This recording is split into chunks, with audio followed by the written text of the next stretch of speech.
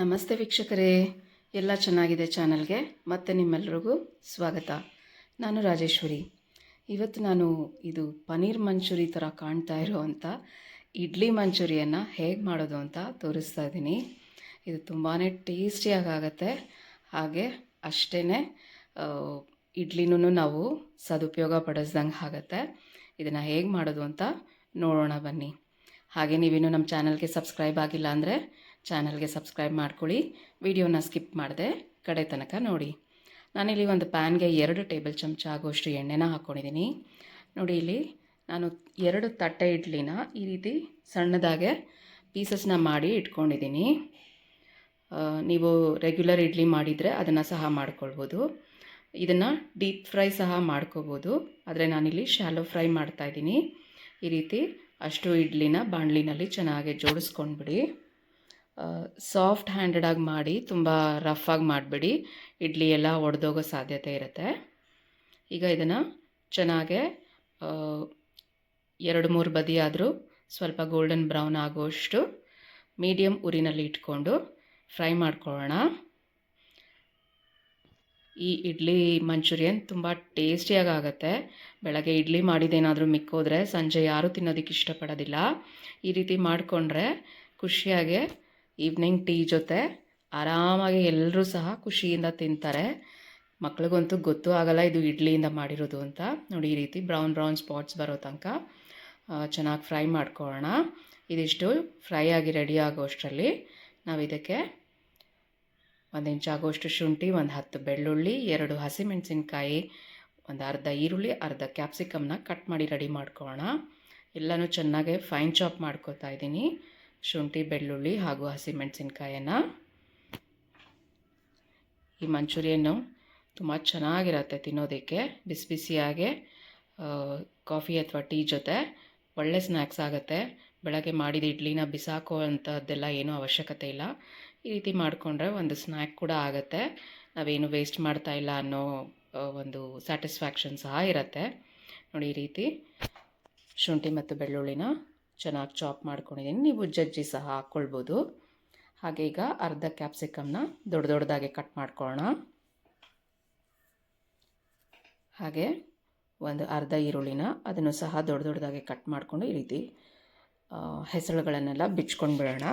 ಇದು ತುಂಬ ಚೆನ್ನಾಗಿರುತ್ತೆ, ಒಳ್ಳೆ ಟೇಸ್ಟ್ ಆ್ಯಡ್ ಮಾಡುತ್ತೆ, ಒಳ್ಳೆ ಕ್ರಂಚ್ ಆ್ಯಡ್ ಮಾಡುತ್ತೆ ಈ ಮಂಚೂರಿಯನ್ನಲ್ಲಿ.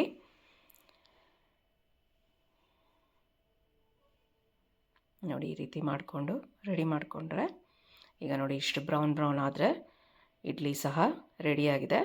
ಸಾಕಾಗುತ್ತೆ. ಇದನ್ನ ಆಫ್ ಮಾಡ್ಕೊಂಡು ಬಿಡೋಣ.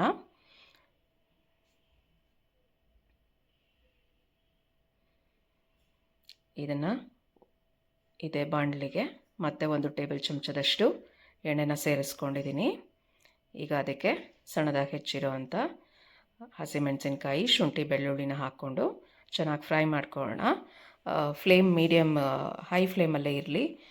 ಹೈ ಫ್ಲೇಮಲ್ಲಿ ಮಾಡೋದ್ರಿಂದ ಒಳ್ಳೆ ಸ್ಮೋಕಿನೆಸ್ ಬರುತ್ತೆ ಡಿಶಲ್ಲಿ. ನಿಮಗೆ ಚೈನೀಸ್ ಡಿಶಲ್ಲೆಲ್ಲ ಹೈ ಫ್ಲೇಮಲ್ಲಿ ಮಾಡ್ಕೊಳ್ಳೋದ್ರಿಂದ ಅದು ಸ್ಮೋಕಿನೆಸ್ ಚೆನ್ನಾಗಿ ಆ್ಯಡ್ ಆಗುತ್ತೆ.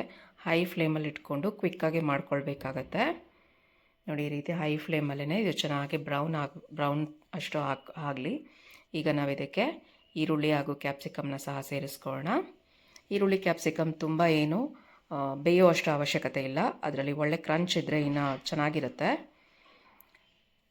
ಹೈ ಫ್ಲೇಮಲ್ಲಿ ಚೆನ್ನಾಗಿ ಫ್ರೈ ಮಾಡ್ಕೊಳ್ಳಿ.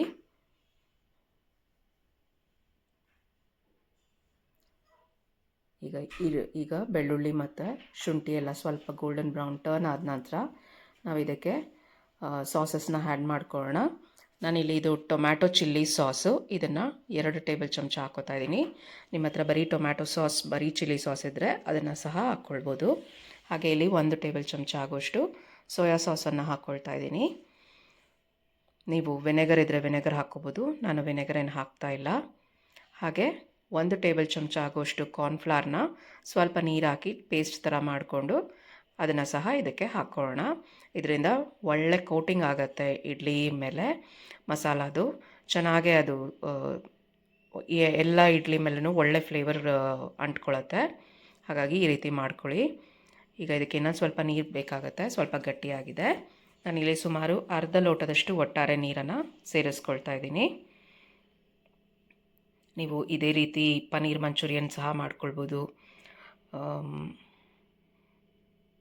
ಹಾಗೆ ಬ್ರೆಡ್ಡಲ್ಲೂ ಸಹ ಮಾಡ್ಕೊಳ್ಬೋದು, ಬ್ರೆಡ್ ಮಂಚೂರಿಯನ್ ಸಹ ಮಾಡ್ಕೊಳ್ಬೋದು.